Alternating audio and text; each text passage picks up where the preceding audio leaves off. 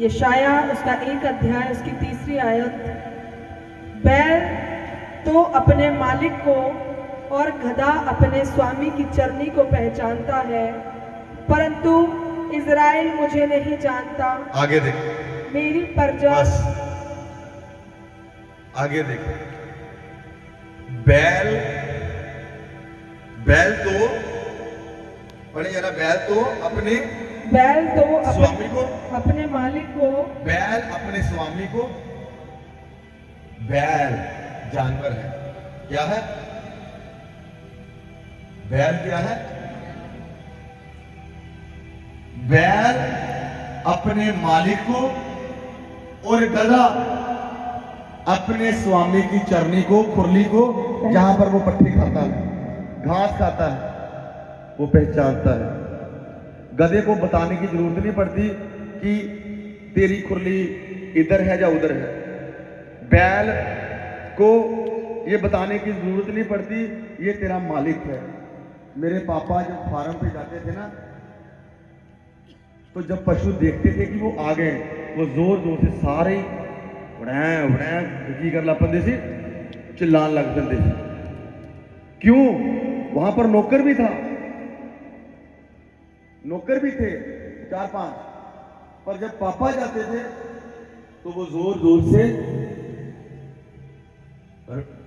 अब देखो, दोनों की मम्मी जो जाती है पट्ठे लैन पान जाती है, वो जो जाती है तो पहले माते की कर लापन है, आ गई है, वो पहचानती है। वो पशु अपने स्वामी को, अपने मालिक को, उसकी चरनी को पहचानता है। पर बाइबल में लिखा, परमेश्वर कहता, इज़राइल मुझे नहीं जानता, मेरे लोग मुझे नहीं जानते। परमेश्वर के लोग परमेश्वर को नहीं जानते। क्या लिखा आगे? परंतु इज़राइल मुझे नहीं जानता जी, मेरी प्रजा विचार नहीं करती। सर आप सोचो परमेश्वर क्या कह रहा है। बैल अपने मालिक को, हेलो, बैल अपने मालिक को, और गधा अपने स्वामी की चरनी को पहचानता है। पर बहुत सारे लोग, मैं और रोशनी हम लोग घूमने गए थे, वहां पर एक शेफर्ड था जो भेड़ों को चरा रहा था, एक गिडरिया था जो भेड़ों को चरा रहा था। वो, मैंने कहा उनको आवाज लगाना, उन्होंने जैसे ही आवाज लगाई भेड़ों ने रिस्पॉन्स दिया। इंसान भेड़ों से, बैल से और गधे से भी निकम्मा हो गया। सोचो, उसे मालूम ही नहीं कि परमेश्वर क्या है, परमेश्वर कैसे काम करता है, परमेश्वर के काम करने का तरीका क्या है। हालेलुया।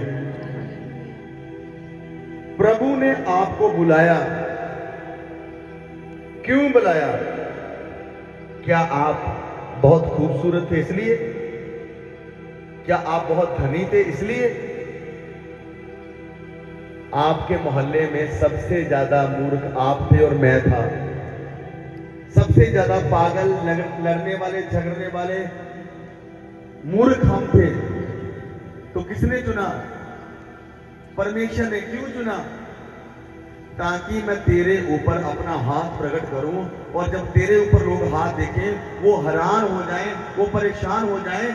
ये सीधी सी, सिंपल सी अनपढ़ औरत, इसकी बुद्धि कैसे खुल गई, ये कैसे इतनी समझदार हो गई, इसका स्वभाव कैसे बदल गया, इसका उठना बैठना कैसे बदल गया, इसका चाल चलन कैसे बदल गया। पर नहीं,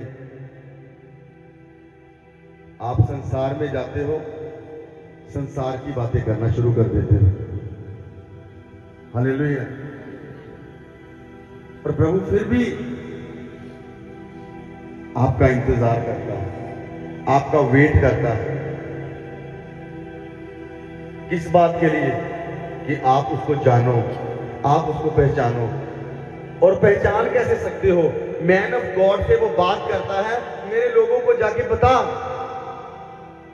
लास्ट वीक मैंने बताया तुम्हारे पास टाइम है अपनों के लिए प्रचार करने का। अभी वो जिंदा है। वो धनी व्यक्ति था, अमीर था, और लाजर गरीब था। कुत्ते उसके जख्मों को चाटते थे। हालेलुया। कुत्ते उसके जख्मों को चाटते थे। पर ऐसा क्या हुआ? अमीर नरक में चला गया और गरीब स्वर्ग में चला गया। क्यों? परमेश्वर पक्षपाती परमेश्वर है।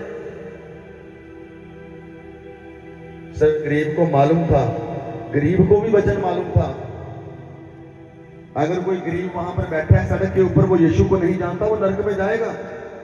इसका मतलब वो गरीब यीशु मसीह को जानता था, वो अब्राहम को, अपने पुरखाओं को जानता था। हालेलुया। आपके पास टाइम है। जब तक आप अपने अपनों को प्रचार नहीं करते, आप रियल क्रिश्चियन नहीं हो।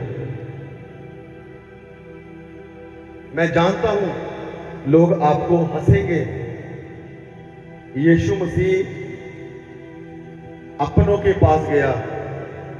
यीशु मसीह ने एक वचन को खोला यशायाह का, और जब यीशु मसीह ने कहा कि प्रभु ने, लूका की 4:18 में लिखा गया है कि प्रभु का आत्मा मुझ पर है, उसने मेरा अभिषेक किया है कंगालों को सुसमाचार सुनाने के लिए। प्रभु ने जब वो आयत को पढ़ा और परमेश्वर ने उसको कोट किया, तो परमेश्वर ने कहा आज ये लेख तुम्हारे सामने पूरा हुआ। तो वो यीशु मसीह को मारना शुरू हो गए कि ये तो यूसुफ का पुत्र है, ये तो मरियम का पुत्र है, ये कैसे स्वर्ग से आया? ये वो तो जब आएगा, यीशु को समझ ही नहीं पाए। वो कहते हैं मसीहा जब आएगा तो उनकी अलग ही एक माइंडसेट थी कि वो ऐसे नहीं पैदा होगा। उनको मालूम ही नहीं कि जो मरियम के पेट में आया था वो पवित्र आत्मा की ओर से था। वो समझ रहे थे ये यूसुफ का पुत्र है, उसके पिता का। और उन्होंने यीशु मसीह को धक्के मारे। क्या किया? यीशु मसीह को धक्के मारे।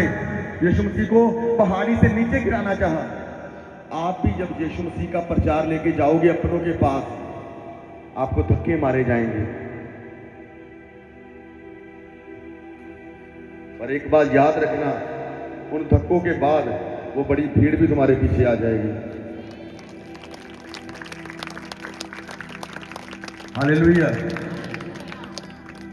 मेरी मम्मी जब प्रचार करती थी प्रभु के विषय में, मेरी जितनी बुआ थी वो ऑलमोस्ट वो सारे जट परिवार थे उधर। वो सरदारों को, वो सिखों को ज्यादा मानते थे, और वो मेरी मम्मी का मजाक उड़ाते थे। मेरी बुआ के बच्चे सारे मजाक उड़ाते थे। हालेलुया। मेरी एक बुआ थी, उसका बेटा इंग्लैंड में था, 14 साल से उसके वो कोई बेबी नहीं था, और इंग्लैंड के डॉक्टर्स ने कहा ये हो ही नहीं सकता कि तुम्हारी बेबी हो जाए। और वो बंदा जब भी यूके से आता था, वो अन्य अन्य जगहों के ऊपर आगे बड़ी सेवा करता था, बड़े लंगर लगाता था कि प्रभु जिसको भी वो मानता था कि प्रभु मेरी सुधि ले, परमेश्वर मुझे औलाद दे। 14 साल इंतजार करता रहा, और बहुत सेवा ऐसी आप चर्च में भी नहीं करते जीवन परमेश्वर को जानने के बाद। इतनी सेवाओं से कुछ भी नहीं मिला। एक दिन वो प्रभु में आ गया। मेरी मम्मी को जब मजाक बनाया गया, पर मेरी मां प्रचार करती गई, और उनके जीवन में भी विश्वास आना शुरू। जब विश्वास आना शुरू हो गया, तो मेरे बुआ के लड़के को भी विश्वास हुआ कि यीशु मेरी लाइफ में भी कुछ कर सकता। और 14 साल के बाद वो प्रभु में आया, और पता नहीं 16 साल के बाद कि 17 साल के बाद खुदा ने उन्हें 2 बेटों के साथ ब्लेस कर दिया। आपकी तारीफ बहुत छोटी है। परमेश्वर के लिए तारीफ करना सीखें। मैं तो जब तक तारीफ करता हूं मेरे हाथों में दर्द ना हो, मुझे मजा ही नहीं आता। मुझे लगता ही नहीं मैंने तारीफ की है। अपना देना सीखिए प्रभु को। Hallelujah, hallelujah. बैल अपने मालिक को पहचानता है सर। गधा अपने मालिक की चरनी को खुरली को पहचानता है, पर बाइबल में लिखा इजराइल मुझे नहीं पहचानता, इजराइल मेरे लोग मुझे नहीं जानते। माता कहती और मरीम कहती, अगर प्रभु तू यहां पर होता हमारा भाई कभी भी ना मरता। यीशु मसीह ने कहा जो मेरे ऊपर विश्वास करे वो मर भी जाए वो मरेगा नहीं। मैंने आपको ये बताया उस धनी व्यक्ति की स्टोरी, फिर बता रहा हूं उस गरीब व्यक्ति की स्टोरी।